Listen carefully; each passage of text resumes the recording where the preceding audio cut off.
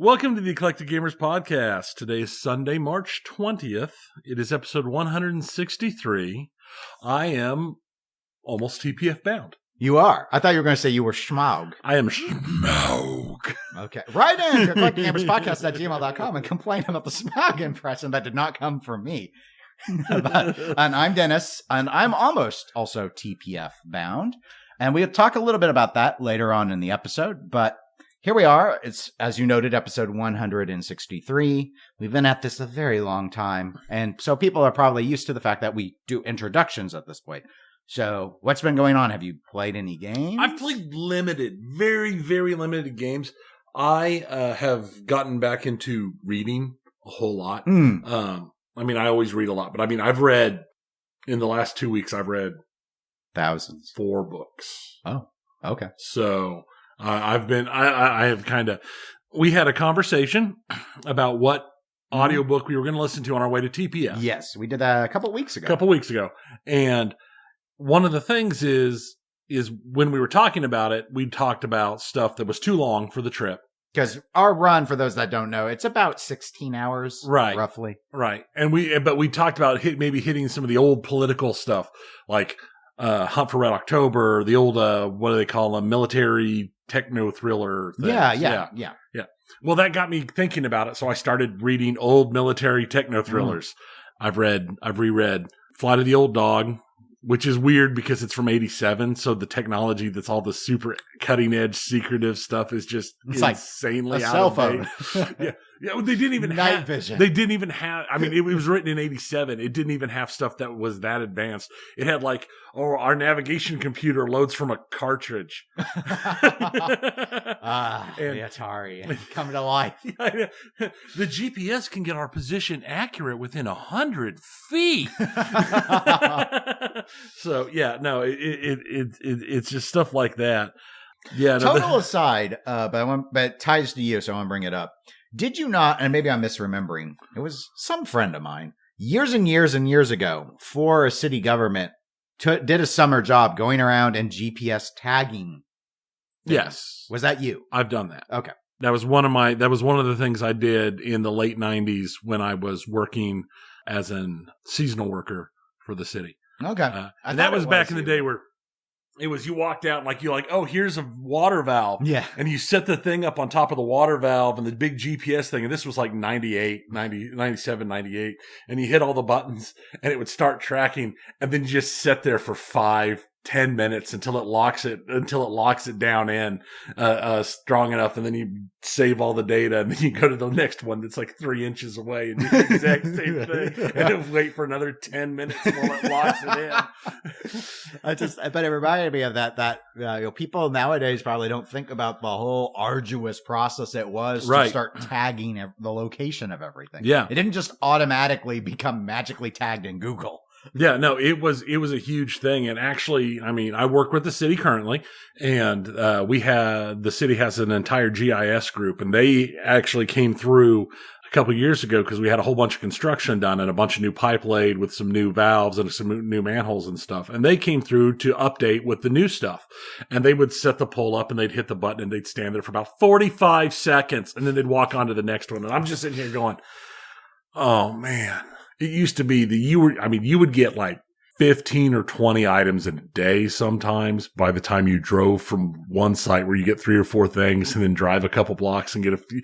You'd be like, that's just amazing. I mean, you grab like 8 things and then go to lunch some days because it just took so long. Because if it was cloudy or something, it would take forever to lock in. And it was just, yeah. Okay.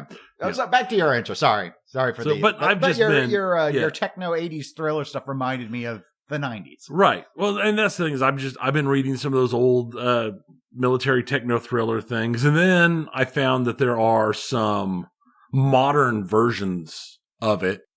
And I started reading a series it's a pair of former Navy guys who have a series. It's like, they've got like 7 books out. That it's basically like the modern version of what the old Jack Ryan books and stuff were. And they've been really good.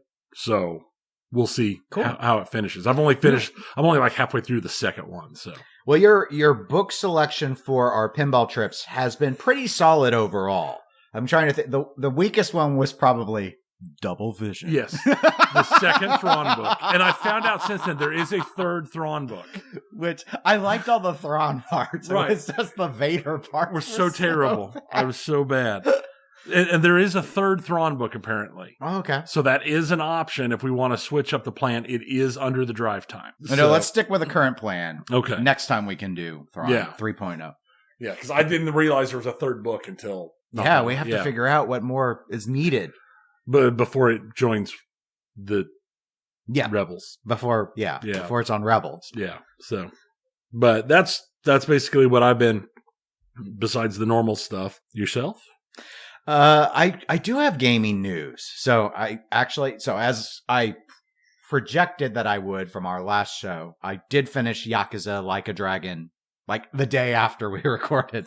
So I was pretty close because I was in the chapter finale. Right. So from there, I went to move on to Train Sim World 2, which was a game I got for my birthday. It's too hard. Driving trains is too hard. How? Well, look, it's not like you just start the ignition and turn on the... I'm talking the tutorial. So I was in a train yard. This is like tutorial in the sandbox number 5 or something. And I'm supposed to go and pick up some cars and then deliver them, I think, back at the train yard. No big deal. So they start you in the engine already running, but it's like I turn off the brake. I make sure the secondary brake is off. I turn on the throttle. I make sure we're not in neutral, but we're in forward. The train is not moving. I hear it getting more and more power as I turn the throttle up more and more, but it's not moving. So I'm like, oh, wait, we're dragging a second engine. So then I go back and I turn off all the brakes on that. It's still not moving. There was another switch on the little side, and you're actually in like the cockpit. So I'm like there, and there's like a little switch where I had to move it from 24 and 16 to no cars. And then it started to move. I don't know why I couldn't move when it was set for some other mode. And then it was just going along, and I hit another train. And they didn't tell me, they have not taught me how to know where there's another train on the track. So we skipped that lesson, apparently. So this is like the train version of DCS. Yes. Okay. Yeah. And when I put it on my list, in my defense, I thought maybe this was like a Railroad Tycoon. Right. So, but no, you're going to learn how to, and I went online to look for help because like, you're going to learn how to drive an actual train. Like they have a bunch of realistically conveyed engines of all these different like bullet trains, passenger trains, freight trains, steam locomotives. I haven't tried any of those because I can't even figure out how to work a basic diesel. So I go online like to figure out what am I doing wrong. Like someone else has said, yeah, my train won't move. So I'm like, I'll click on that. That's probably the same problem I have. And the first person responding is, you didn't tell us what engine type. You didn't tell us what the grade of the slope is that you're on. And you didn't tell us what your conditions are. Are you already are we starting from a cold stop or is your engine warmed up? And I was like, close. And I was like, that goes on the shelf. That goes on you know what? Mistakes get made. As you have said on this show, a number of times mistakes are made. And I think I probably will not be getting any more achievements in Train Sim World 2. Well, maybe I should start with Train Sim World 1. I can recommend you eventually some other more Railroad Tycoon-like games. Okay. I have a couple of them. Because I do have a Railroad Empire game, and I probably should go back to it. I got stalled out on a mission, but I know what I did wrong. Right. So I figured that out. I just want to build Train Empire. I don't want to wear the little hat. Does that make sense? Yeah. Okay. All right. So after that, I started and finished Oxenfree, which I'd had Oxenfree on for years. It was like a free game at one point. And I'd always heard really good things about the story. And it was an interesting story. I don't know if I'll replay it because I don't think there's a lot of replayability to it, but I did miss a lot of the collectibles and stuff. But anyway, I did all that in one day. It's a pretty short game. I think it took less than 4 hours-ish, maybe. So I did that. And then lately I've been playing a roguelike with some RPG mechanics, isometric shooter called Neurovoider, which you basically get a little mech, you go around, twin stick shooter. It's kind of like the Alien twin stick shooter games we played in co-op. And this supports up to 4-player co-op, but you just go through and it gets progressively harder and, randomized levels basically. So I've been playing that. I've been doing there's a daily challenge every day. So I've been working on that. So that's what I mostly played, especially the last week, except yesterday I started Strider, the Capcom, Hear You Strider. This one's just called Strider. I don't know if it's the latest one, but it was released with the PS4 and Xbox One. So I've had it for a while. I think I bought it when it was on sale and I never started it. But how can you do that? But I've been watching my Steam. Yes. Yes. But I've been watching a YouTube series called What Happened, which is a guy.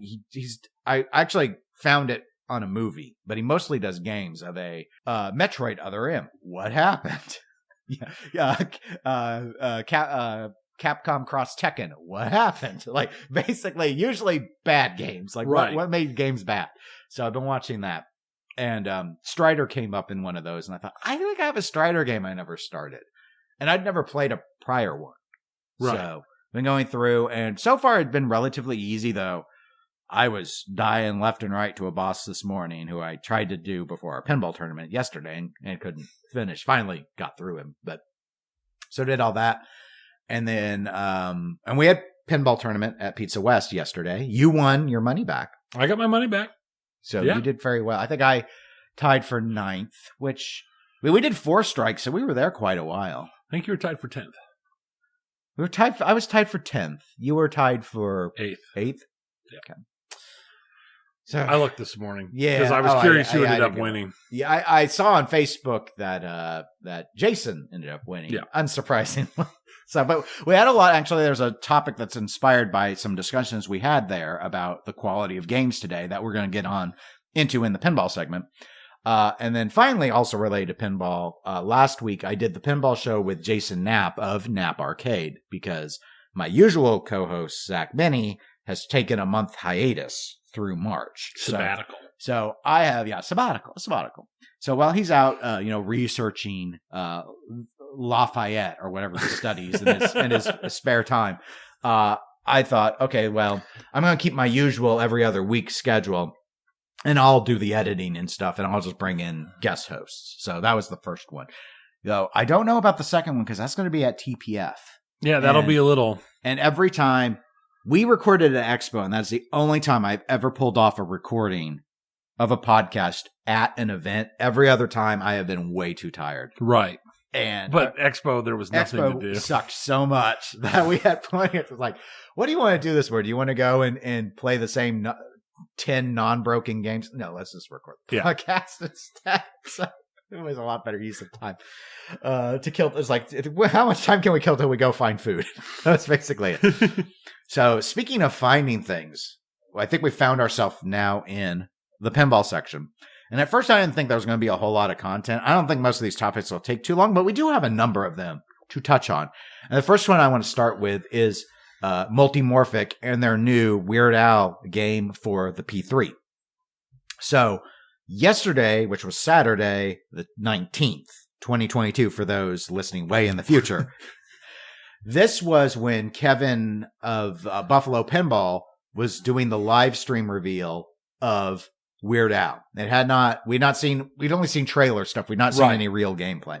So the problem for us, Tony, was we were in the midst of me taking 10th in a pinball tournament and you taking 8th to actually watch this. So I didn't see it live. However, I did take some time this morning and watch a small section of Buffalo Pinball's archived video on Twitch. You know what we should have done? What should we have done? Nobody would have minded is if we'd taken over the TV at the venue and streamed it to that TV instead of the Final Four or the March Madness. Yeah, I'm sure nobody. I didn't see anyone look up at that TV at March Madness except all the time. So yeah, it would have been great. It would have been great. So again, these are just some quick first thoughts I had from watching, and I did not watch a whole lot. Maybe 10 minutes on the top end, probably. But I watched a little bit of Kevin play, and I watched a little bit of Colin McAlpine, who helped do some of the rules design for it. He's a very good player. So I watched some of that. So my initial takeaways would be, 1, the song and mode integration is excellent. Like, they've really chosen the modes around the song. Every song they went into clearly tied to the mode. Ooh. Like, yeah, there was like there's one of the songs, I don't remember the song name, sorry, but about like a corporation song. And so there's like a thing with stocks and you're trying to sell stocks while the song's going on. There's the one where My Bologna, My Bologna, I guess I should say, where you need to go and build the bologna sandwich is the mode. And there's one I think about being stuck in traffic or something, and you actually are trying to move your car into different lanes while that's going on. So very well thought out. Like, how are we going to make a mode around the song? Right. It was really, really clear. So that was really strong. Something I had not realized, that really steep ramp. I don't think it's the far right ramp. It's like the center right ramp that goes up. It's like, okay, how clean of a shot do you have to do to get a ball to elevate that far? They have a magnet to help it. Okay. Because I remember we talked about that ramp looking kind of. Yeah, is that going to be clunk? Is it going to be a clunk fest where no one likes it when you can't get up a ramp? Now my alternative question is, does that mean that ramp is too easy? I guess, but right. But I don't know. Some shots should be easy in my view. There should always be a mix of easy and hard shots, ideally. I love the hamster wheel, like watching it spin with the ball locks and stuff. I just thought, and I could tell that from the trailer. It was really, really cool. It was a standout. It stood out more than the moving camera did to me, whereas in the trailer, the camera really caught my eye a lot. But the hamster wheel was pretty cool. With my very limited viewing, I did not get a good sense of the practicality of all the flippers, like especially the two side flippers. I didn't get a good feel for how often you need them or if you should ignore them. The upper flipper, the fifth flipper, right, that got used a lot on the bologna one, for example, because it's up there that you're trying to build the sandwich. But it also kind of gives me some vibes of the flipper on Rob Zombie by the chicken bucket or whatever, where it was like pretty easy to keep on there and do your loop or whatever. But again, maybe some of the other, that was only one little, and again, even Colin was falling out of it. So it wasn't, I don't think it was as easy as the Rob Zombie one, because with Rob Zombie, I could do double digit loops and I'm terrible. So just in terms of a standout thing. And then finally the animations on the main screen, phone game. That's pretty standard. Yeah, it was. For all pinball, anything with the screen, it's always some looked better than others. There's one time when I think Kevin was in a mode where he was trying to repair the hall, and there were like these tools flying across the screen. I thought that looked pretty good. The bologna, and they put the bologna on the main screen, see how far your sandwich went. Very phone game, but clean. The Weird Al is like as a paper puppet. Nah, I did not think that looked very good. And I didn't care for the one where you're changing the lanes on the cars. You look at it this and it's like, okay, the money went to the license. So, right. Which again, fully animating, I mean, it's something that I think we've talked about quite a bit. Sort of like JJP sort of set that standard on screen animation. And it's not even that big compared to the whole playfield. I remember seeing a lot of stuff from Stern and I know they're dumping a lot of money into it. And it's still like, yeah, we come from video games. Right. And so I'm used to better, would be my statement. We're spoiled. We are. Because it's not fair to compare this to a AAA game. But I can't help but do it. If you're emphasizing the screen so much, I can't help but say, I would like to see more, I guess, if I were to. But the main thing, as I've always said with any traditional pinball, is it's not about the art. It's about the gameplay. So that's really what it needs to come down to. And it looked enjoyable. I don't know until I try it if I would think it's more fun than a heist or not. I don't know. Heist is so fun with the crane. It is. So we'll have to see at Heist TPF. was really enjoyable. So, which that's not a problem to have. It's a good thing if you're like, I like Weird Al, but I really like Heist. That's like that. It gives an added reason to want to maybe get a P3. Right. Because that'd be two games that you really like.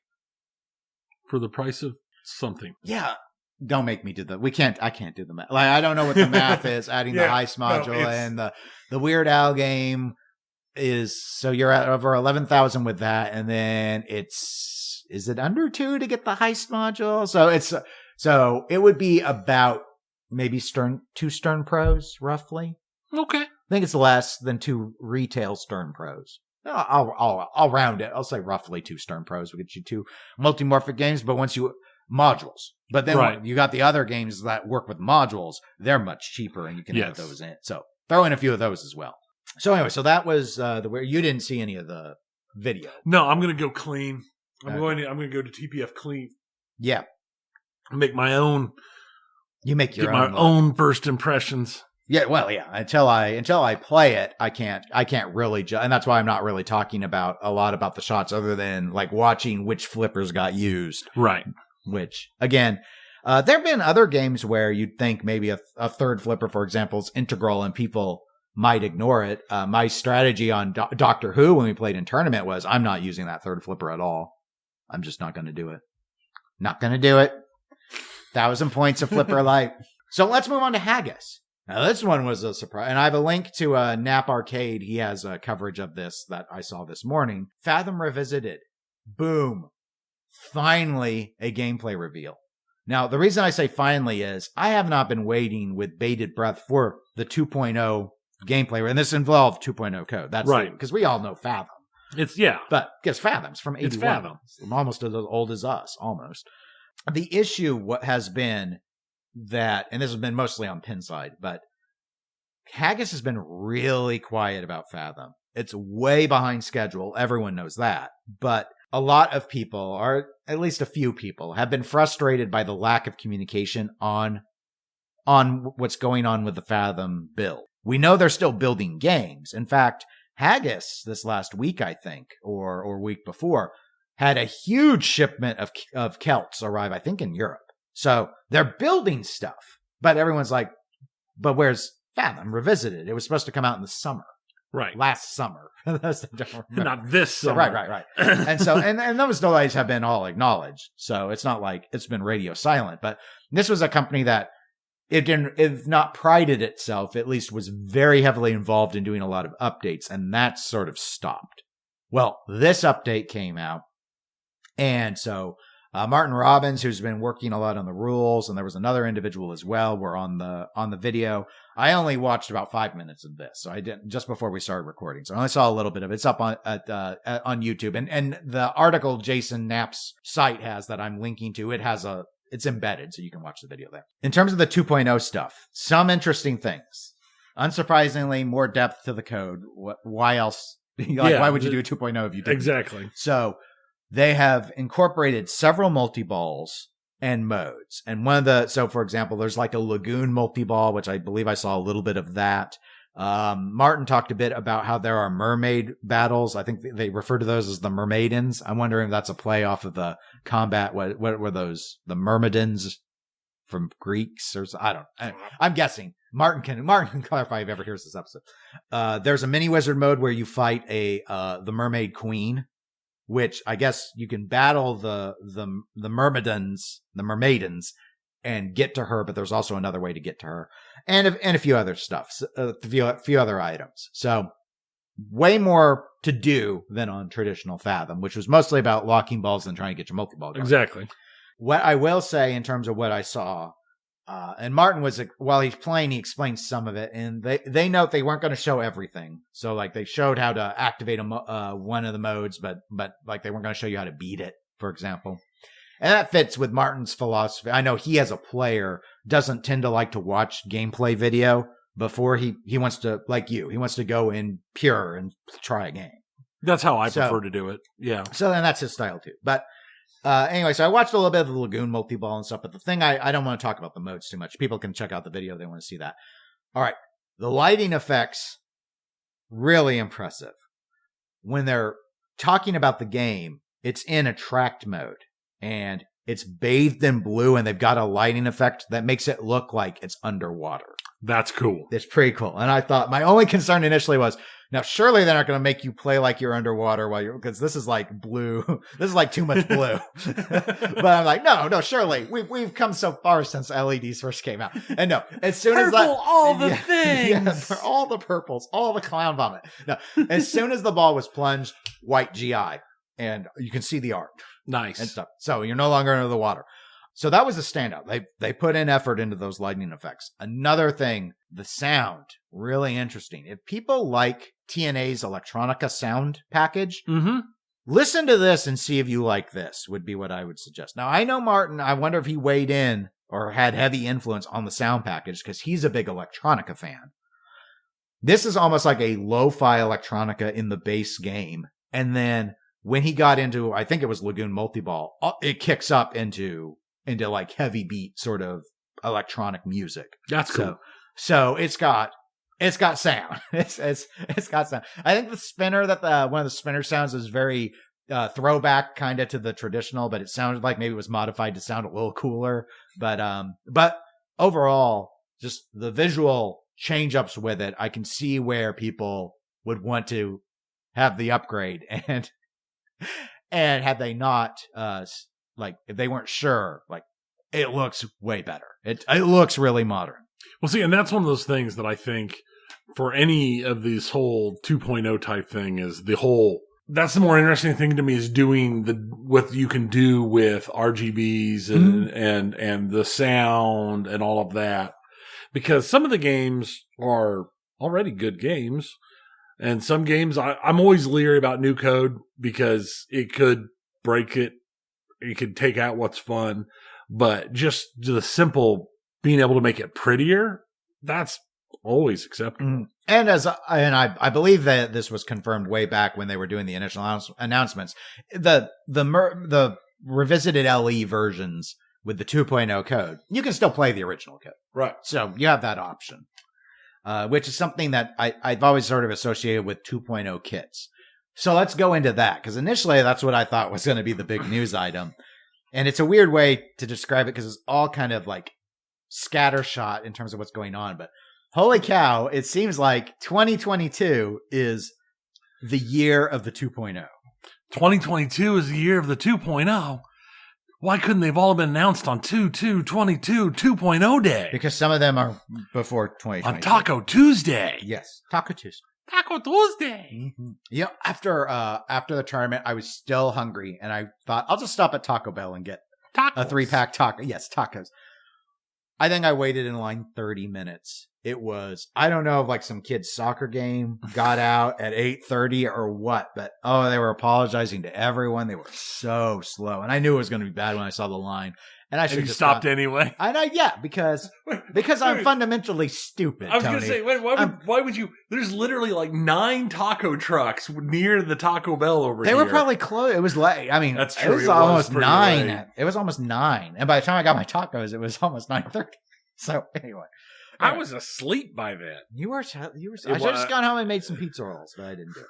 Are they taco pizza rolls? No, they're whatever. They're not normal. I don't have Tostino. I don't buy fancy pizza rolls. I buy cheap ones. So they come in one flavor. Pizza best roll. Choice pizza rolls. Yeah, basically.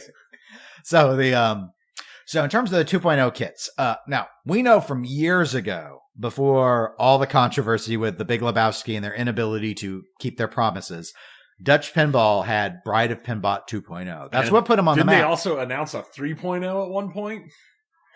We don't. Yes, and we don't talk about 3.0. We don't talk about that. I don't remember what episode it was. All I can say is, if you go back, Tony was not kind about it. I remember that you were very not kind. The biggest thing I remember about Bride of Pinbot 3.0 was, and apologies to whoever worked on it, but the art was horrific. Horrific.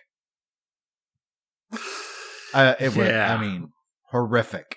It was like, why would you do this? It's like that thing where the person tried to repaint. I'll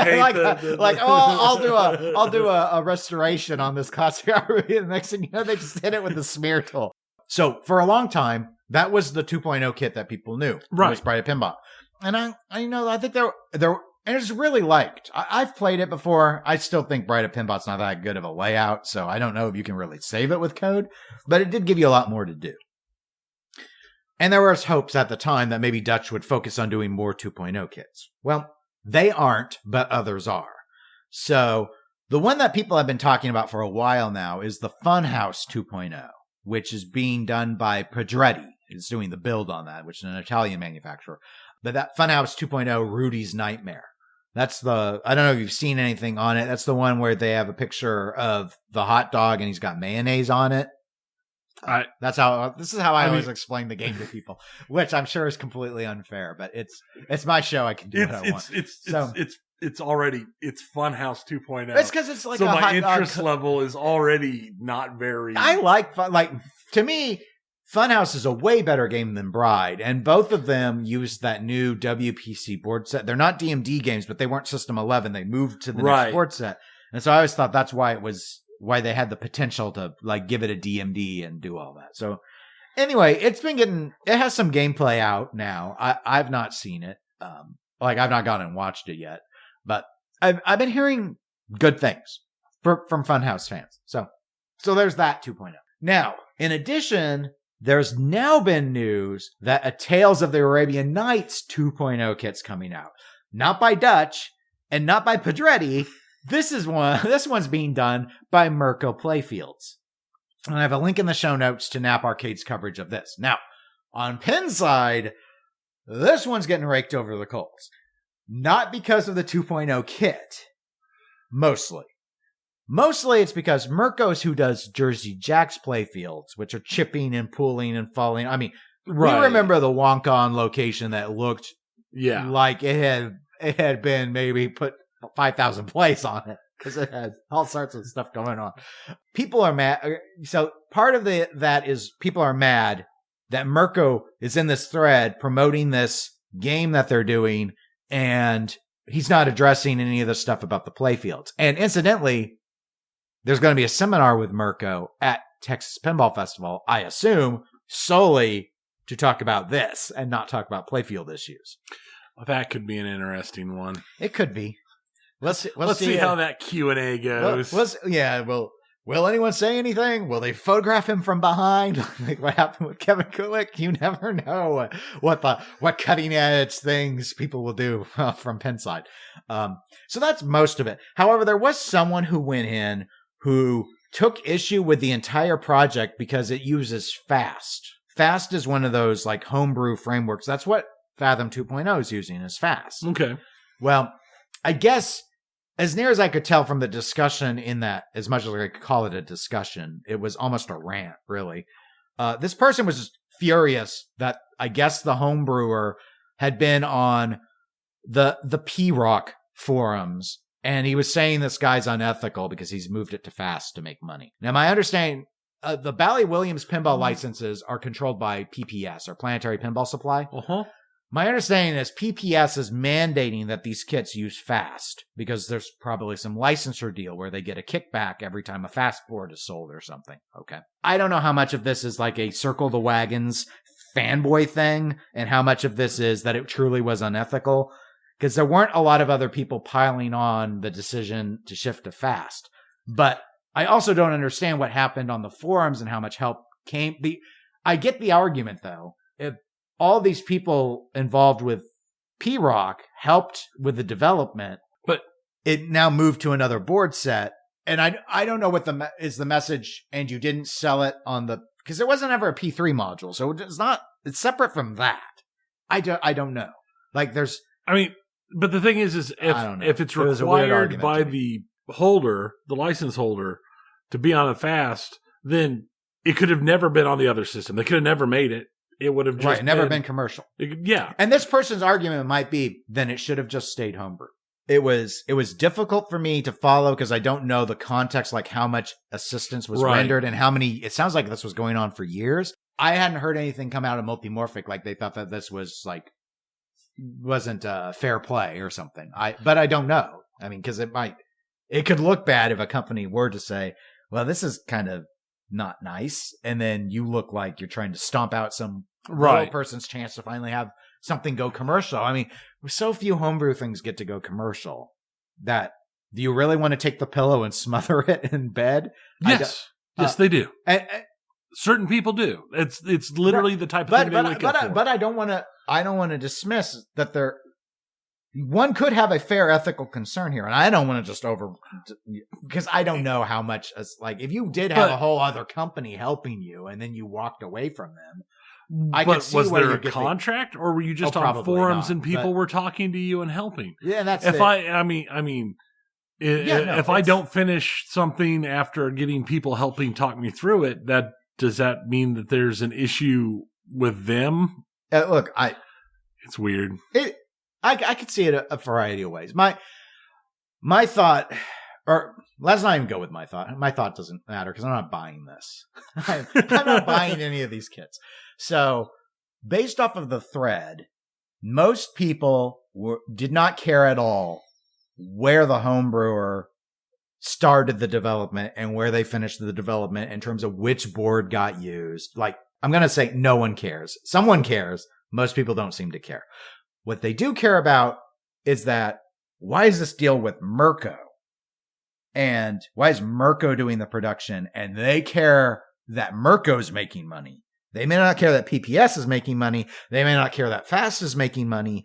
They care that Mirko's making money, and they don't like it because they don't like the idea that Mirko has been, in a lot of people's view, getting away with impunity at turning out garbage playfields. And here's another thing. And people will buy it because it's the only source. Right. But what it does beg the question why I want to have this discussion, because I also don't really care whether or not Mirko makes money. Like, to me, whatever's going on with the playfields with Jersey Jack, that is a Jersey Jack problem to solve. Correct. If it's Mirko's fault, JJP needs to make Mirko fix it. It's not our job to worry about Mirko screwing it up.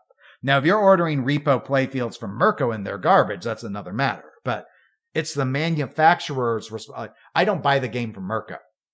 GNR does not come from Mirko, it comes from JJP. It's JJP's job to address it. That's how I see it. Right. So, but what in the heck is going on, Tony, with the 2.0 kits? Every single one is, I guess, licensed by PPS, and every single one is by a different manufacturer. It's weird. I'm not saying they're all named 2.0, but that's how they're all seen. So, Dutch Bride, Pedretti, Funhouse, Mirko, Totan. Mm-hmm. And, incidentally, there's another one. Also have a link to Nap Arcade. Oh, God, we're practically the Nap Arcade podcast, so I'm linking to him so much. But he's who's covering all the news now. So link in the show notes to this. There's a Whirlwind 2.0. I guess it was at a show. I don't know, it was the Louisville show? I don't remember from the article. But it was shown off recently, a DMD version of Whirlwind. So, hey, you can do System 11s. Or you could think about doing System 11s.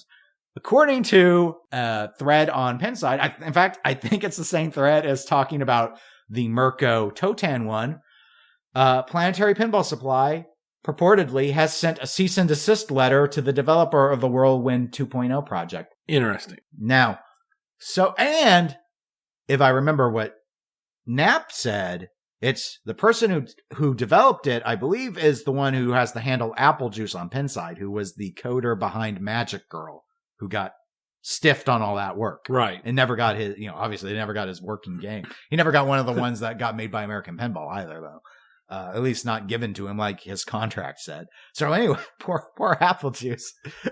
But I mean, yeah. So yeah, the report on that is, okay, well, I don't know what board set, Fast, P-Rock, something else was used for Whirlwind, but the idea is, okay, this has been done at least so far, as a homebrew, but PPS doesn't like it and is sending a message. And I don't know how legal the cease and desist is. Like, I'm not saying it's illegal to send the cease and desist.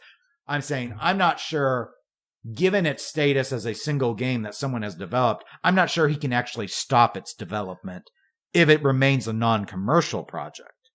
But my guess is that this is PPS trying to say, you're going to come to us if you're wanting to actually sell these kits. Right.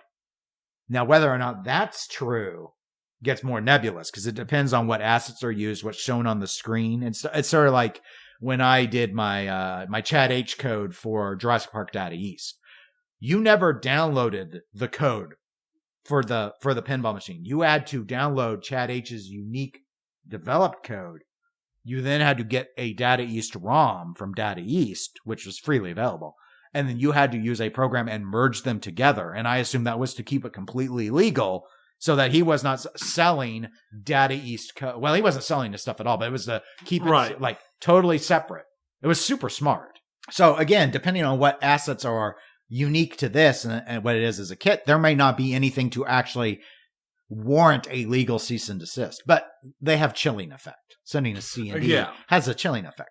So anyway, so those are, but I'm still going to count it. So we've got Bride, Totan, Funhouse, and Whirlwind, all in various stages of develop, and in at least 3 of them, commercial monetization. What do you think of all these 2.0 products? Like, I don't know about the commercial monetization part of it. I can see where some people would really like it. I think it's a great idea in a lot of ways. The thought of taking a classic game and just kicking it up a little with the light, with, light changes, sound changes, stuff like that is really attractive to me. So I like the thoughts of a lot of these projects. It's just when it comes to licensing and everything, it could be a pretty hefty issue when you're looking at the backside and trying to actually sell kits to other people. Where if you're just working on a special project for just yourself, just to modify your own personal whatever, that could be, to me, that's no different than swapping engines in your car or getting a different paint job or something. That's modifying your own thing. As long as you're not selling it, it's not a big deal. Yeah, and they're kind of neat. The 2.0 kits idea, it's not something I've ever really thought like me commercially about. All these games, there are only a finite number of them available, obviously. And all these games are expensive. Like, what's the cheapest one? Bride, maybe? I don't know. I haven't priced them in a while. Funhouses have been going way up. I think before even this project was announced, Totan's always been super expensive. Yes. And Whirlwind, I think, is the most expensive System 11. It was, I believe, the last one they did. So, and for a lot of people, it is the best one. So, yeah, I'm fine with the idea. I just, especially when I look at like the sniping about the projects and stuff and the cease and desists and stuff, I'm like, I don't know if there's really enough money on the table with all of these to get this worked up about it all. It seems a little like we're not talking millions here. No, but I think you'd be surprised with how willing people are to throw money at stuff like this. But learning about the most interesting thing to me was actually learning about the PPS relationship with Fast and whatever deal they've made, and then mandating all this stuff coming out. This explains why Haggis shifted to Fast for Fathom Revisited. You're right. It does. Because they were using P3 Rock for Celts. And I was like, why would you... and I talked to someone I know who develops on the multimorphic stuff, and I was like, why would they shift to Fast? Like, is there honestly, I thought maybe the Fast boards were just cheaper. But I never priced it. Like, I don't know how much you pay when you get them in bulk. And my reason for that was only because that's what Ben Heck in an interview had indicated why Spooky switched to his Pinotar board. That was to save money. But that's not a third-party board. He developed it. It's not turning to a different third party, like going from one third party to another. Same thing with American Pinball. I believe they're still using P3 Rock, but they have indicated again in interviews that their intent is to go to their own boards. Well, Aimtron owns them. There's the, brother company or parent company. I think they flat out own them now. They make boards, so it makes sense. Like, those make sense. When you have first party capability, it makes sense. I don't know why someone would have moved from a multimorphic board set to Fast unless there was like tremendous savings. But now it makes sense because like, oh wait, they had to make the deal with PPS to get Fathom as a license. Right. And the same for all the rest. So if they're saying, okay, if you're doing all this stuff, you're going to use Fast, that explains it. Anyway, that was the most interesting part to me. All right, we're through all the main news stuff, so we just have a couple other items before we go on to our very, very meaty video game section.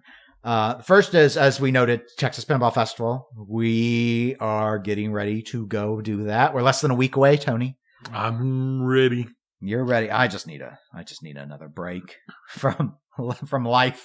It's been 6 months. It's been 84 years. It's been 6 months, and it's like, normally I'm like, I feel like I can go like a year between vacations, but it's just, it is combined with legislative work, which is never a high point of my job, and I've just had so many meetings. Anyway, I'm not going to whine about it all. It's just been a lot of stuff, and I'm just sick of dealing with all of it. And I just want it to be done with. But I can't wait that long, so we're just going to take vacation. Just take a little break. Yeah. Just take a little break. This is not the ideal time. Ideally, for me, TPF would have been 2 weeks later in April when there is our legislature's on break in April. So, right. But that's not how life works. And I'm like, I'm doing this, and my board didn't object. So that works. I mean, So, I'm ready. I downloaded 20 hours of sea shanties for us. Yay! So we'll. Yeah. So when the audiobook's over, sea shanties the rest of the way. So for those that listen and want to talk to us, we're pretty easy to engage with. We're usually just walking around somewhere at the event. But just for some information, Tony and I will get in on Thursday. We've done this ever since the first TPF, where we got in on Friday, and we were so exhausted from the drive that we didn't want to play pinball the first day. So we get in Thursday, and so we'll be there through Sunday.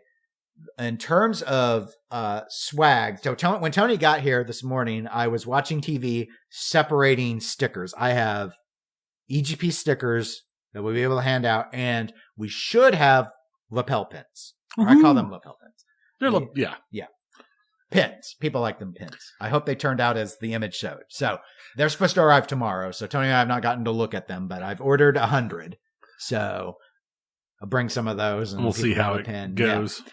So I don't really have a lot of TPS swag. I think I might have a few stickers that Zach sent me a couple months ago for that. But EGP stuff should be okay. Nothing super fancy.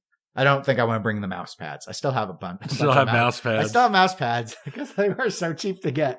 We had. I don't think I have any magnets left. There we go. I do have magnets. You do have some magnets left? Yeah, I do have fridge magnets. Because I had a few. I think left. They're under the mouse pads, so I didn't see them when I opened. But I know I have a bunch still. So we'll have some stuff. That's nice. We'll have some stuff. The final thing I wanted to talk about before moving on to video games was just because when we were at our pinball tournament yesterday, one of the items that came up, at least with a small group I was talking to, was about just how good games have gotten lately. And actually, we were talking about Stern games, right? To be blunt. There are no other games lately. There has been no other games lately. But we were thinking comprehensively. It's like what's really stood out since them bringing Elwyn on board. But a lot of this about just how good the rules have gotten, that how rare it seems to be to have a true total hot garbage layout, that sort of thing. And so one of the things I thought would be interesting for us to do would have been to go over with the Pinside top 10, which is not perfect, but an interesting metric. It's a metric. We use it for a lot of stuff. Yeah. About what's in there. Because what I remember when we were having our conversation was I knew that the Pinside top 10 has very much become more modern now. Whereas for a long time, I felt even when really good games were coming out from like a rules and gameplay perspective, those 90s Williams games were like holding on tight, like bet down like a rabid dog, not willing to let go. And it's sort of like, what I thought about was, wait a moment, let's check the Wayback Machine. And so I did. So let's actually pull some figures in. Because when I first got into pinball, and that's like 2012, the Pinside top 10 was like all Bally Williams, all DMD, with the exception of like Lord of the Rings. And I think maybe Simpsons Pinball Party were also in the top 10. So you had two kind of modern Sterns. I say kind of because they were all pre-2010. Of course, that was right. Much past 2010. It just feels that way now because I'm old. But everything was just really, really Bally Williams, and they just held on super tight. So let's go ahead real quick and say, in terms of the current top 10, and we're doing this on March 20th, 2022, here's what they are. Number 1, Godzilla. Number 2, Rush. I think that's only up there because of recency bias. Yeah, I think so too. But we'll see. 3, Medieval Madness. 4, Attack from Mars. 5, Deadpool. 6, Jurassic Park Stern. 7, Iron Maiden Legacy of the Beast. 8, Elvira House of Horrors. 9, Monster Bash. 10, JJP's Guns N' Roses. So there are only 3 90s games in there. Medieval Madness, Attack from Mars, Monster Bash. Also interesting to me, there are 3 Keith Elwyn games in there. Godzilla, Jurassic Park, and Iron Maiden. His only game that is not in the top 10 is Avengers, which is at 15th. Yeah. Overall, I mean, I don't agree with all of these as top 10 games. I definitely don't agree with all of these as top 10 games. But as we see, these are all really, really modern. I mean, when you set aside those three, this not only are these modern, like these are all like after 2015 modern. Right? I mean, when's Iron Maiden was 2018. Is that the oldest one? Because Guns N' Roses was 2020. Elvira was 2019. Jurassic Park was 2019. Deadpool was 2018, which is the same as Iron Maiden. Rush is this year, 2022. And Godzilla was last year, 2021. So yeah, all this stuff, not counting the Bally Williams stuff, is 2018 or newer. And while we see games get in the top 10 with the recency bias thing, that usually sorts itself out over like a month or two. Right. Like Halloween was, I don't know if Halloween was, but Heist at one point was in there. That's why I think Rush may stay top 10. I just don't think it'll stay at number 2. This is the guess though. The rules are pretty popular, so we'll see. So now let's go back, but let's not go back to when I first got in the hobby. We're going to go back to December 2016 because that was one of the Wayback Machine snapshots. Here's what they were then. Number 1, Medieval Madness. Number 2, Twilight Zone. Number 3, Monster Bash.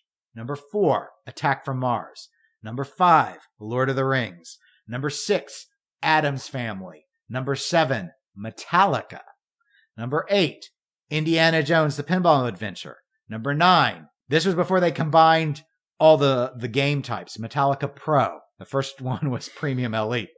And number 10, AC/DC Premium Elite. So that is 6 Bally Williams games. So it was over half. And this was when we were starting to see good games come out of start. I mean, Metallica, all-time classic. AC/DC, all-time classic. Yeah. Interestingly, those aren't top 10 worthy anymore, according to the current top 10. But they're still thought of very fondly by people. And you have stuff that obviously that fell out. I mean, Twilight Zone. I mean, and I was joking with one of our area players named Jason, because he knows I don't like Twilight Zone. I've always thought it was exceedingly overrated. And I look back at this, I'm like, holy crap. I'd say I can't believe this, but I remember when Twilight Zone was top 3. And I was just like, why? Or our Addams Family, 2-shot game. Why? Because it was the game everybody knew. Nostalgia. It was the game everybody knew. Yeah. So, I mean, do you think that the current top 10 is more accurate than like this 2016 top 10? What are your thoughts just on what is best anymore? Tell me, Conan, what is best? What is best in life? I do honestly, I think we're getting past the point where the nostalgia and the bias of the past is starting to be overridden, and people will acknowledge there are good new games, because I've met pinheads that don't acknowledge that there has been a good game made since 2000. I mean, they're out there. I've spoken with them, and there's a lot of people that held that view for a long time, and I think it's definitely drifted away. And we're definitely at a place where modern games can stand out and can be considered up there with the older games. I don't think it makes the older games less. I think that they have a very different feel. I think the feel of a modern game and the feel of like a 90s game and the feel of an 80s game are all very different. Mm-hmm. I think they all kind of reflect the their time frame and the way people played at that point in time. Yeah, that's a good point. And one of the ways, I won't say that the top 10 is necessarily all defined by this, but what it reminds me of is when I first got in the hobby, one of the biggest complaints I knew people had with Stern versus Bally Williams was the flipper feel. Right. There were a lot of people that would say, I really like how Bally Williams flippers feel, and I don't like as much how the Sterns feel. Like, feel too snappy. They're like too powerful. It's flipped now. Now, practically everyone I know, and myself included, actually, I was always like this. I love the snappier feel of what Data East did with their flippers and Stern currently does with their flippers. But anyway, now I hear people compare everything to Stern's flippers. And coil stops getting shredded aside that you almost immediately need to replace in some games. People tend to say, I like how Stern flippers feel. And they get more annoyed with like the Jersey Jack flippers. Because they feel mushy, or American Pinball, same sort of thing. Like, right. And they're not necessarily mushy flippers. It's just a different when you're like using Bally Williams mechs, they're going to feel like Bally Williams flippers, and they didn't have the same style, they didn't have the same feel. But so many people have played Stearns now that it's like, it's not how it was where when I first got in, and even though we saw more companies like Jersey Jack coming into play and stuff, it was a lot of people came at the hobby from their experiences in the 90s, and everything was compared to that golden age. And we finally, it seems, reached enough production, demand, interest, whatever, that we're in a new golden age. Even if the production isn't as high as it was in the 90s. Right. We are now in a new resurgence, and so many people have played the new games. It's not people coming around all the time remembering the old games. It's the people that come in going, oh, okay, let me try this Addams Family. Oh, well, what's your past experience? Oh, well, I played Rush and GNR. Yeah. They're seeing a lot of people who don't have the experience from the 80s and the 90s. They never had it. For them, pinball now this is their first taste of pinball. Now, let me kind of aside, because it's true across both of the top 10 snapshots we looked at, but let me contextualize it more specifically for you. Do you still think Attack from Mars is the greatest pinball machine that has ever been made? Right this second. Yes, because it's the second we're recording in. Yes. But I will be honest, there are a couple games out there that the more I play them, the more, if I was given the choice between the two, I would take them. Bride of Pinbot 2.0? No. Oh, okay. All right. I mean, there's no I really, really love Godzilla. It is a game that I could sit down and play continuously. I love that game. And it's a game that has a definite ability to me to take Attack from Mars from my favorite spot. Because Attack from Mars is a game that I consider a lot of fun, with a lot of fun call-outs, combined with a theme that I find very enjoyable and hilarious. And Godzilla is the exact same thing. And as I get more playtime on it, I really enjoy the gameplay a lot. So, and it ticks the other, and that's the thing, is not a lot of games tick all the boxes with me where I consider them fun gameplay and I consider them wonderful themes, and I really enjoy their art and their call outs. Most things have something missing for me personally on one of those things.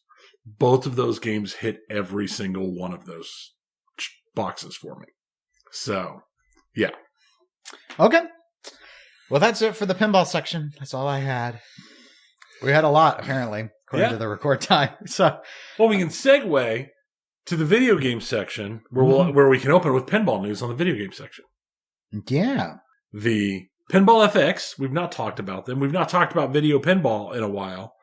But they have put out a new table. Wow. And they're getting some pushback on it. What? No. They have put out the Indiana Jones The Pinball Adventure. Yay. Pretty popular.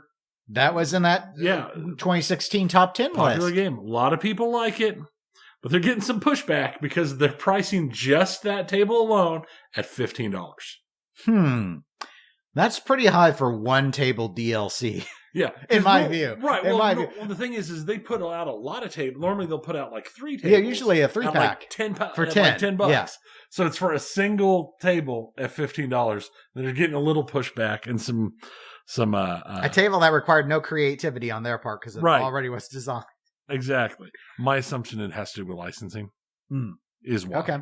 Well, historically, when Pinball Arcade had all the Williams stuff, they had to do all those Kickstarters to get like T2 and stuff because they couldn't afford the licensing. And my guess is that's what that was. We did have a whole bunch of emails. I just wanted to do that crossover to the. That was a good crossover because it crosses over very well first. I know you never misread the OneNote like me, where I skip lines. Oh yeah, I've never done that except for like all the time. No, never. So. Do it. Write in and complain about that. I think that Emperor was a 7 out of 10, but write in and collectorgamerspodcast@gmail.com if you think it was a 6 out of 10. So yes, we did have a few emails. One was Chris Chandler. He's written in a number of times. Former Deep Root correspondent for the Pinball Show, if you did not know. And you wouldn't because you never listened to the Pinball Show. There's a pinball show? There is. And there's also one that Zen does on YouTube called The Pinball Show. Ooh. And when you search in Google, Zen's pops up first.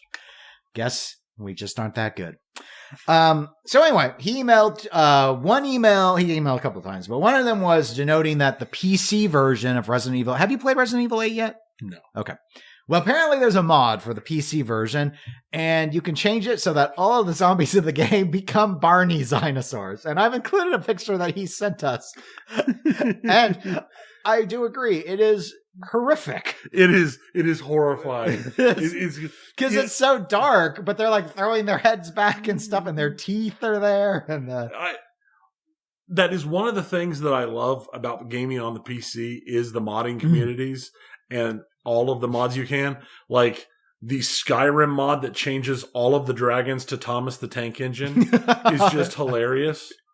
And there are just amazing mods. There are Fallout mods that do amazing things, but this is horrifying. This is so, I mean, there's awesome mods, there's scary mods, there's like mods that change the game completely. This is all of that. It is awesome. It's an awesome idea. It is horrifying. And the only, yeah. It is just, that does remind me. Like, I don't remember my very first mod I ever did. The one I remember the most vividly was back in the 90s, and we would have LAN parties, and we would play group games of Warcraft 2. Yes. I changed a few of my sound files out, and one of the ones I changed to was every time a boat sank, it would go glug, glug, glug, glug. Right in if my glug glug glug didn't sound appropriately like an actual bathroom drain glugging. But, that's basically what I did. I made a few other ones a little bit different. But another email, Blueberry Johnson. He's most famous on Pinside for being the Deep Root Super Sleuth. That's his official title, I think. But he did write to us saying that he's a big fan of a roguelike called Wazhack, and asked if we were familiar with it. I am not, but I thought I'd bring it up. I'm not, but from the email, I actually looked it up, and it looks pretty cool, but I've not had a chance to play it as of yet. Okay. So I'm going to give it a shot. I threw it on my wish list, and I'm going to grab it, and I just haven't had a chance yet. Mm-hmm.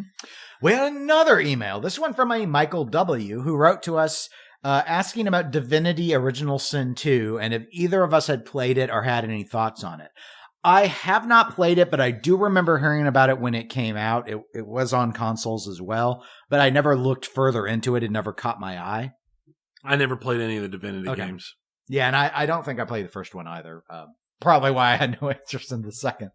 Because it didn't leave a bad taste. Like, it wasn't one of those where I was like, oh yeah, no, I tried that and I don't want to play anymore in this series. Then Ben M wrote into us, and he brought up a past discussion we had about loot boxes. And this is a portion of the email that he wrote, but I thought I'd read it out here. Yep. Trading cards aren't gambling per se because you have the ability to trade for what you want. Let's take pinball for a moment. Are mystery awards considered loot box-ish? Is there an amount of skill that is involved in procuring a result? The defense of mystery scores is that players have to change and adapt their strategy based on said result. Could the same be said of loot boxes? If the box was gained through skill or by purchase, does the resulting strategy still stay the same or does it change? Gambling is a percentage of winning or not. The assessment is correct, made by ESRB. Gambling is the complete chance of winning or not. But in this case, you are still getting something.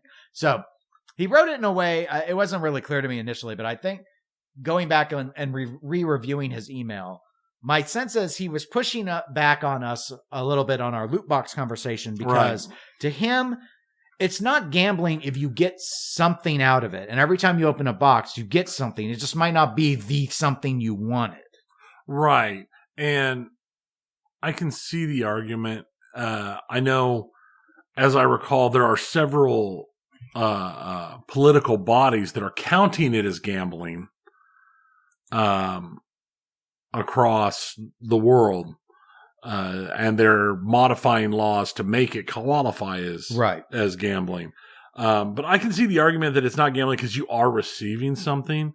I think the bigger concern is that it's more predatory, especially those games where it is hitting younger. So kids are, spending lots of money, not money they don't necessarily have, or stealing mom and dad's credit cards to do which is a whole nother set of issues. I'm not a fan. I don't like loot box. I don't like my wife and kids, they love those little mystery pack box things where, oh, there's a bunch of stuff in here, and one of them might be this specific little fun, cute thing. I hate stuff like that. I just, it's one of those things I would be more okay with them just having a cash shop where it's like, I want this gun, and you can buy that gun. Yes. And the way I would describe, from my perspective, is, and I get where he's coming from, and he does have a point, but I think even if it's, there's still an addiction angle we see with some of it, and I'll explain it. I'll explain it a little bit differently, but first let me go through my thought. I'm okay with loot boxes if they're cosmetic. Like, I don't love them, but it doesn't offend me. Like, Overwatch letting you loot box for skins and sprays. Right. Whatever. It doesn't impact the gameplay.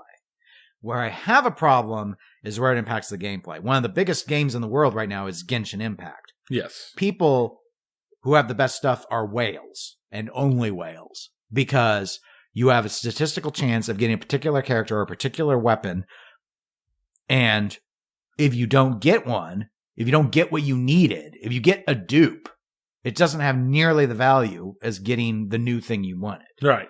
And so the example, case in point, I would give with someone, I read this was on Reddit. I read this probably last year at some point. It was a phone game, and they were playing, and they loved the game. They loved the theme, and it worked on this loot crate sort of thing. Every time they would do a draw where they'd spend their money, they'd get something. So you could say, okay, well, it's not gambling. They're getting something, but it'd be a special event. There's one new character with a special event, and you're told the odds of getting that character. It'd be like, oh yeah, you have a 1 in 10 chance of getting the character. And this person, because gambling, people can have an addiction to it, would do these draws. And what started as he spent, 10 or 20 bucks, and then he spent a few hundred, and then he didn't get a character he really needed, and he found, the next thing he knew, he spent $1,500 drawing and finally got that character. And then later they needed the complimentary person.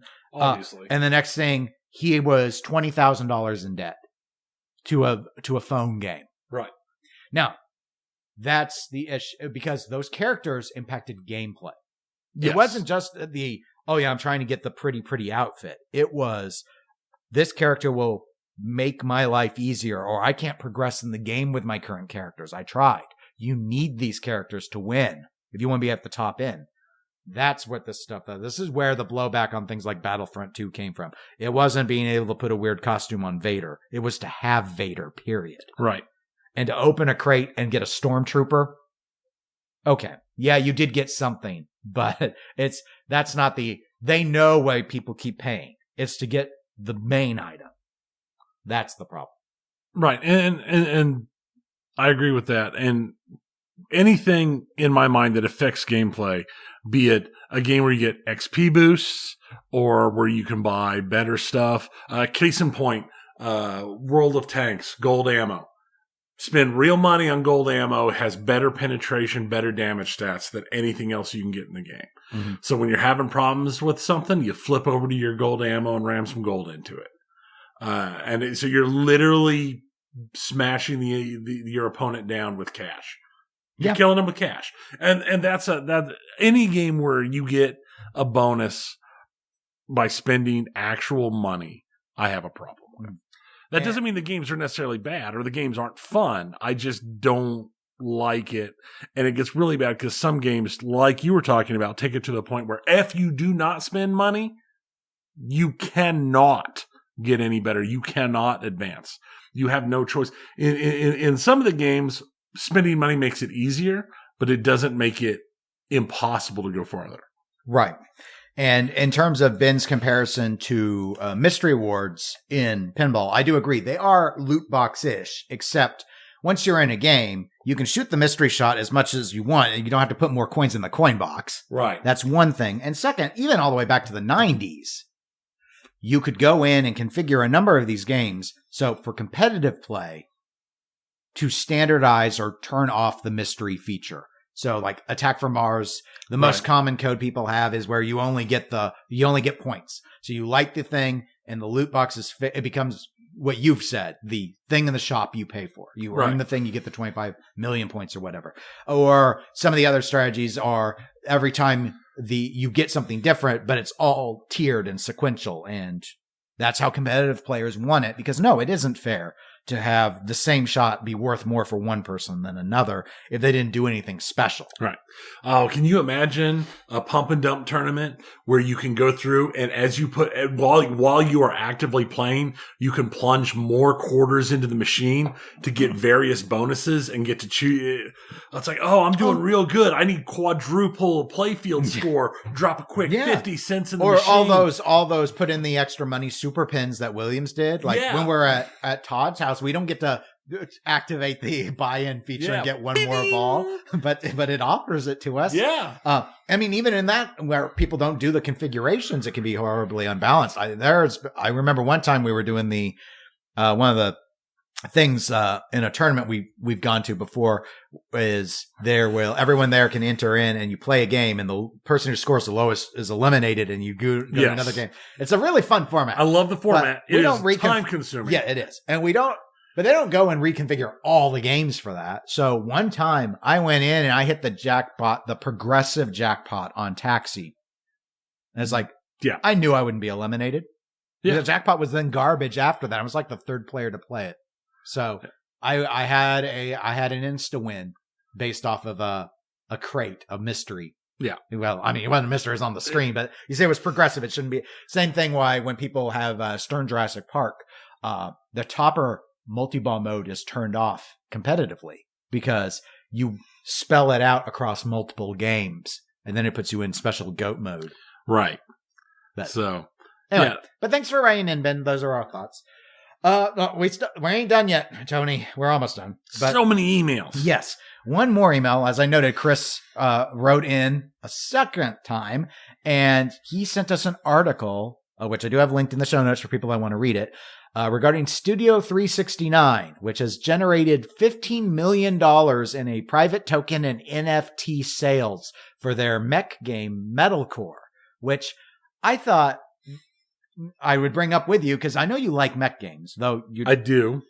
But Chris included this quote from the article in his email to us, which was, "We are gamers ourselves and will deliver fun and rewarding gameplay in this new business model that integrates NFTs with proven game mechanics." Yay! It didn't say yay, but I'm adding that in. What are your thoughts on this? It's 15 million, Tony. This better be the best mech game ever. I do not. 15 million. I mean, holy cow. I still don't understand the whole NFT thing. It's not something that I don't understand where people have this giant interest draw, but I looked on every person's mech's going to be an NFT. The guns, I guess, are going to be NFT. Everything's an NFT.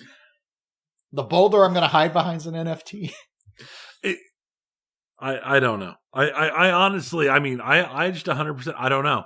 I don't understand the draw. I mean, is it gambling? Is this is the vibe I get from the crypto bros I don't know anything about investing. I just know all this stuff is going up right now. So I'm going to throw money in it in hopes that I just make a gazillion dollars. It could very well be just, and all because of that weird Bitcoin thing. Bitcoin was never, I mean, back when because my brother-in-law had Bitcoin like over a decade ago. Right. The whole idea, which I never was a huge fan of, but the whole idea was a non-fiat, non-government based currency, not something speculative. Right. It's supposed to be stable. Currency should be stable. You don't want to invest and get stuck. And the thought was, what if you had money? What if your money was in the ruble right now? Right.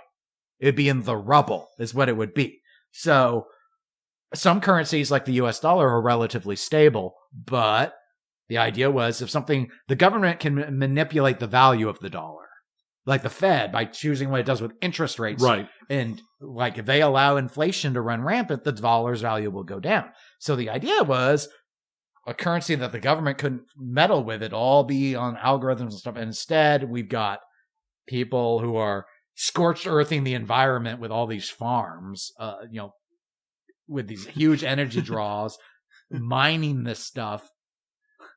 I don't get. Anyway, I'm whining, but so yeah, that's my guess. Was it's all become like people saw what happened with like GameStop and stuff, and now they're like, well, maybe we can do that with NFTs too. Maybe.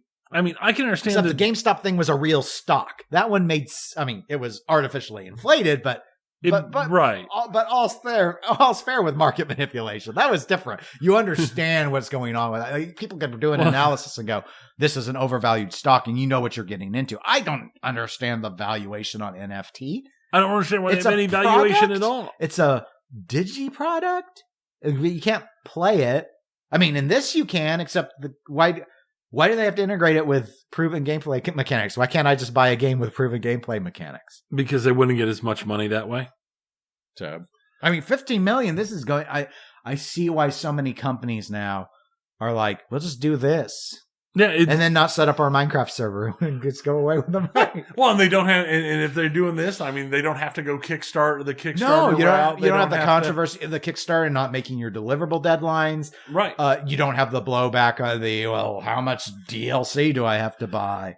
You don't have the loot crates. I'm waiting for Star Citizen to start NFTing everything in Star Citizen. I'd say don't give them any ideas, but I'm sure they've been thinking about it. I think I bet you someone has like blueprinted that out if their typical fundraising strategies somehow stop making them money. Right. Which so far has not been a problem. No. So. All right. You've got other stuff that isn't emails. I do. Though. Thank you everyone who emailed us. Yes, thank you very much. And I was asked, by a couple of different people about some games I've talked about in the past, and I don't have this in the notes, but since we had so many emails, it came to mind. We really had a lot.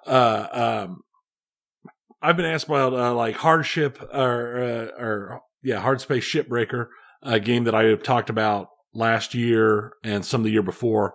It was an early access game that I was playing a fair amount of, and someone was asking me about it, and I let them know, and like might as well share with everybody else. It's just I haven't touched it in a while. The game is all really fun, but they put out a new patch in December, but at the same time in very early January they put out a note about it that they are planning to move out of early access and have the version 1.0 full game ready to go this spring. So I decided I'm just going to wait.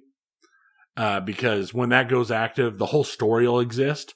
Most of my playtime with the game was from before there was any story, when it was just the mechanics. And then I played the patch that had some of the first part of the story, and it was very enjoyable. So now I'm just going to wait until I can play the whole story. But I've had a couple people asking about that, and like Satisfactory. Satisfactory's had massive updates lately. Tons and tons and tons of massive updates.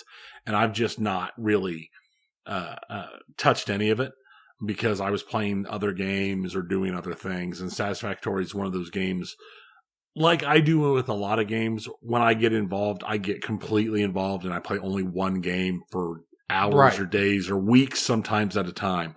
And I've just not slid back into it yet. So I've not tried any of the new stuff there.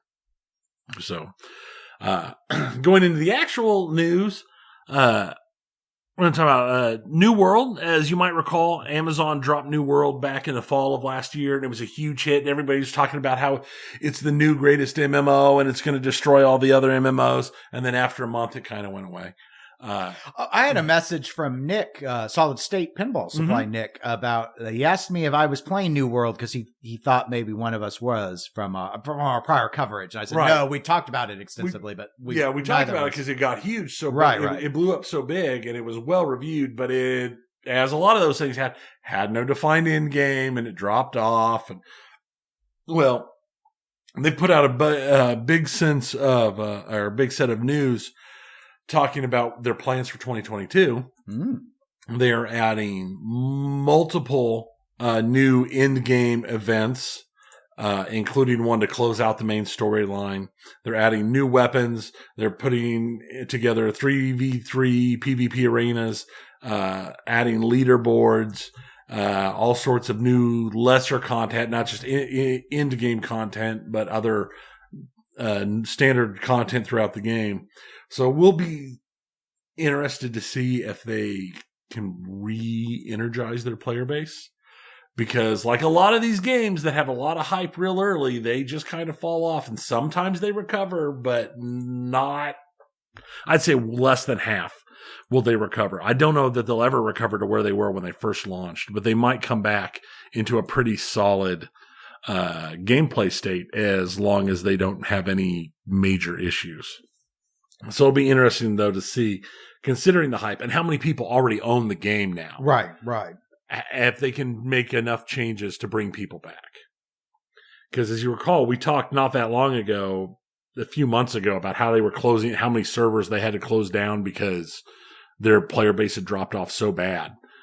Gran Turismo 7, getting great reviews for its actual car driving racing stuff, but they had to do an emergency maintenance. They pushed a patch on Thursday and immediately had to go into an emergency maintenance because they found an issue when they pushed the patch that was like destroying people's saves. Oh, wow. What was the last game we talked about that did save destruction? Was it Cyberpunk? That had I think it was issue? Cyberpunk. Oh, yeah, it'd get too big. Right. The save would get too big and it would corrupt. That's what would happen. Well, but in this situation, when they pushed the emergency repair to do it and to protect people's saves, they brought the servers offline. Gran Turismo 7 is an always online game. So for 30 hours, nobody could play Gran Turismo 7 like the week it released. Ouch. Which is one of those, I understand. I think it was the right choice, but in this day and age, that translates into review bombing. It is that's not. Right. That's what we do. That's when what we mad. do. We go, I'm going to bomb your review. We review bomb. Yeah. There are points where it was one of the lowest rated PlayStation games of all time. Oh, wow. Because it was inaccessible for 30 hours. And this is the kind of problem you're going to get with the always online portion of games, where they just you have to have a server connection to do anything. And that will be, we'll see how well they bounce back. I haven't played a Gran Turismo since Gran Turismo 2. It's a bit too real. Yes. It's like Forza Motorsport versus Forza Horizon. Forza Horizon is an arcadey style. Forza Motorsport is super serious racing. Right. It's like I've been playing SnowRunner. SnowRunner, lots and lots and lots of fun. American Truck Simulator, no. European Truck Simulator, it's no. Not, you don't know how to get the second and third brake off in time with the steep grade and shift gear properly. It's why I play Ace Combat and Wingman. Not Flight Simulator. But not DCS or Flight Simulator. There's a level in there that I want, and it doesn't necessarily require me to build the cockpit of an airplane around me with physical switches to fly the airplane. As interesting as it is, and as much as I actually love watching people play DCS, there are some groups out there that do a lot of fun things with DCS, and they're a lot of fun to watch. The actuality of sitting there and watching someone do a 20-minute ground pre-flight startup to take off to play a game, I can't do it. I can't. I don't have the time. There's no way. So, yeah. I mean, I've seen people real-time DCS stuff where they're spending 15 hours playing a mission, doing mid-air refuelings, and literally flying. I've seen people do the same thing in Microsoft Flight Simulator, where they literally do a cross-country flight that's like 8 hours, and it's them sitting there for 8 hours, flying the airplane in a straight line. And it's just like, I can't do it.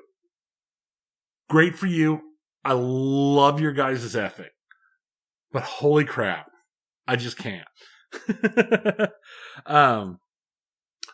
Overwatch 2 is entering closed beta. Yes. I think this has surprised people. It surprised me. I figured we wouldn't see a closed beta for Overwatch 2 until mid-summer. But they have a limited closed beta that they are taking signups for now. People can sign up for on the website. The planned starting date is April 26th.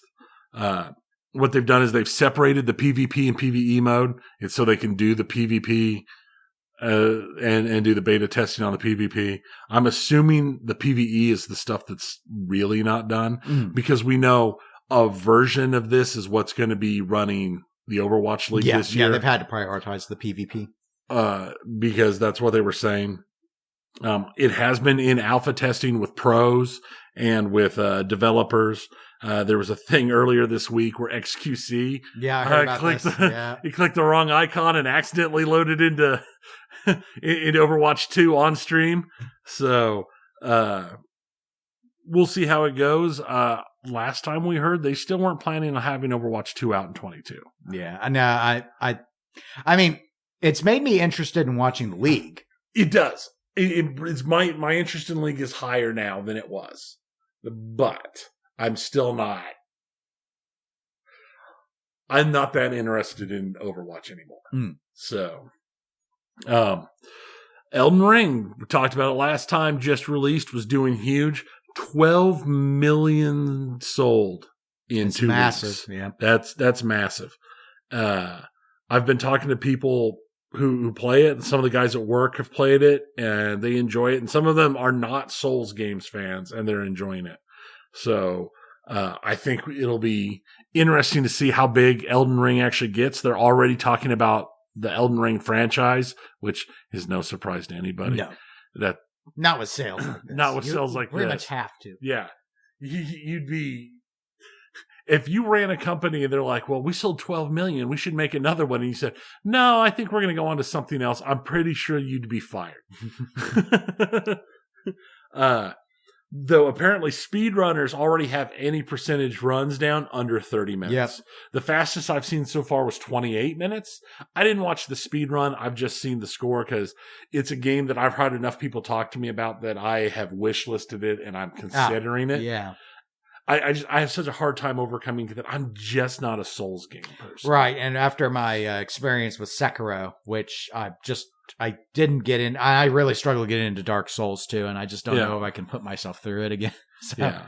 That's why I wish listed it, but I'm not pulling the trigger because I cannot spend $60 on a game that I think I might hate just because I hate that style of game. So it's just there. Elite Dangerous. I'm doing this on purpose. I'm not skipping something in the notes. I'm just moving them around. Elite Dangerous had a problem last year when they released their newest DLC. They had to push back the DLC launch on consoles while they concentrated on fixing all of the problems on PC. Mm-hmm. And there was a lot of ill will because of it, because the DLC was pushed out because the higher up said put it out now, even though it was nowhere near done. What happened? Yeah. Oh, there you go. Yeah, there it is. And they've been working on it and they've been fixing it. And it turns out that they've made the decision that instead of now going in and finishing, now that they've got the PC version working, instead of making it work for the consoles to push it out, they're just going to abandon consoles completely. Not just the DLC. They're completely abandoning the game on consoles. They're not programming for consoles anymore. There will be no more updates to the consoles. Elite Dangerous is done on anything except for a PC. So I don't know. I know PC is their primary play zone. I don't know how many people played on console, but that's kind of big to just chop off one whole section of the market. And the last thing I have is, you might remember in 2020, there was the big to-do with Twitch and Dr. Disrespect, that they hired him exclusive, tons of money, and then perma-banned him, and nobody knows why. Right. Well, last year, he apparently found out why, and he launched a lawsuit because of it. Mm-hmm. I remember hearing, I think we talked about that. We talked about that too. That lawsuit is now over. And the legal dispute was settled with neither party admitting wrongdoing. And that's all we know about it. Yep. And that's probably all we ever will know about it. Have no clue what it was about. But they settled it. Nobody on the other side admits wrongdoing, and they're walking away. So that's just an interesting end to that whole giant thing. Sorry, I did that. I liked one of your Instagram things you sent me. Dennis is just sitting here just like, trolling the grams while I'm tired. I'm just ugly. Sorry. So it's interesting just to see how that changed. I'm like everybody. I think I'm curious of what caused it because it was such an out of nowhere drop. I mean, I can understand getting rid of Dr. Disrespect because, quite frankly, I've never liked him. I think he's one of those people that personify the bad streamer. I think he's one of those that gives the streamers bad names. But he's hugely popular. And a lot of those type of streamers are hugely popular. XQC, for example. I don't follow or watch any of those streamers because, like I said, I'm not fans of that kind of streaming. But it is for them to have put so much money in and then immediately permaban with no word other than just it's over is weird. And just the curious part of me wants to know what in the crap that was. I'd kind of like to know what the settlement was. Yeah, it would be nice to know, but since it was settled, that means there's not going to be any open court records or anything like that can be seen. Yep. They probably NDA'd them each other. I'm sure they're both NDA'd, so. But that's where we are. That's the quick little video game tidbit this time around. Other than that, for those of you going to TPF, I can't wait to see you. Yay. Yep. And those that aren't, we'll do our post-TPF episode about a week after TPF, basically, because we'll be back in 2 weeks. Right. And so just take care, everybody. We'll talk to you later. See ya.